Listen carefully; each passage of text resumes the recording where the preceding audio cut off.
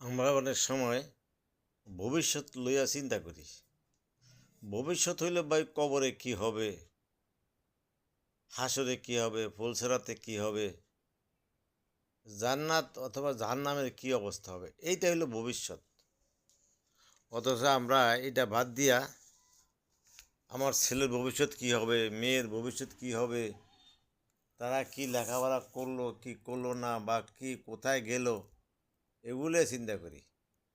তো এমনটা চিন্তা করি না, এই ছেলে মেয়ে বড় হলে টাকা পয়সার জন্য, অর্থ সম্পদের জন্য বাপকে মারে, হত্যা করে, বেইজ্জতি করে, অপমান করে, এই ছেলেপেলেকে আমি ভবিষ্যতের জন্য কি শিক্ষা দেব? শিক্ষা হইল একটাই, লা ইলাহা ইল্লাল্লাহ, আল্লাহর পথে, আখরাতের পথে। কিন্তু এই শিক্ষা ভুলে গিয়া আমরা ক্ষণিকের জিন্দিগির জন্য কি শিখাই?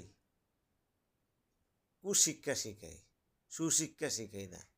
যার ফলে ছেলে মেয়ে যখন বড় হয় তাদের কাছে আমাদের অপমানিত হইতে হয়, লাঞ্ছিত হইতে হয়। এমনও দেখা গেছে ছেলে মেয়েদেরকে উচ্চশিক্ষা শিক্ষিত করতে গিয়া আমেরিকা, লন্ডন, বিভিন্ন জায়গার প্রবাসী হইয়া বিদেশি মেয়ে বিয়ে করে ওখানেই আরাম আসে দিন যাপন করতেছে। বাবা মা ঘরের মধ্যে দুঃখে দুঃখে মরতেছে, তাদের কোনো খোঁজ খবরই নিচ্ছে না। এটা কি কোনো শিক্ষা হইল? আর এটা কি কোনো ভবিষ্যৎ হলো? ভবিষ্যৎ হলো ওটাই, আমি যখন বুড়ো হব, মসজিদ যাব, আল্লাহ আল্লাহ করব, তখন আমার ছেলে মেলে কিছু আমাকে দিবে, আমি খাবো আর আল্লাহ ভাগের জিকির করব, ছেলে পেলের জন্য দোয়া খায়ের করব। এটি হলো ভবিষ্যৎ। কিন্তু আজকাল আমরা দুনিয়ার মোহে গিয়া এইটুকু বুঝি না কোনটা ভবিষ্যৎ আর কোনটা বর্তমান।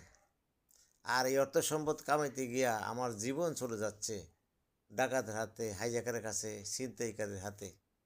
এই টাকা পয়সা কামাইতে গিয়া আমি আমার বউয়ের হাতে আমি জবাই হইতেছি। আর কারো সাথে যদি দেখা হয়, ভাই নামাজ পড়ছেননি, ভাই আল্লাহ পাকের জিকির করছেননি, ভাই হাসরের জন্য কতটুকু প্রস্তুতি নিছেন, কবরের জন্য কী রকম প্রিপারেশন হয়েছে, এইটুকু না জিগিয়া আপনার ছেলে কয়টা, মেয়ে কয়টা, বাড়ি কতটুকু করছেন, জমি কয়খানি কিনছেন, খালি দুনিয়া দুনিয়া দুনিয়া। একটা কথা খেয়াল রাখবেন ভাই ও দোস্ত বুজুর্গ, আপনারা দুনিয়াতে যেটা ফিকির করেন, মরার সময় ওই ফিকির নিয়েই মরবেন। এক লোক সিনেমার টিকিট কাটতো আর মরার সময় বলছে হাউসফুল হাউসফুল।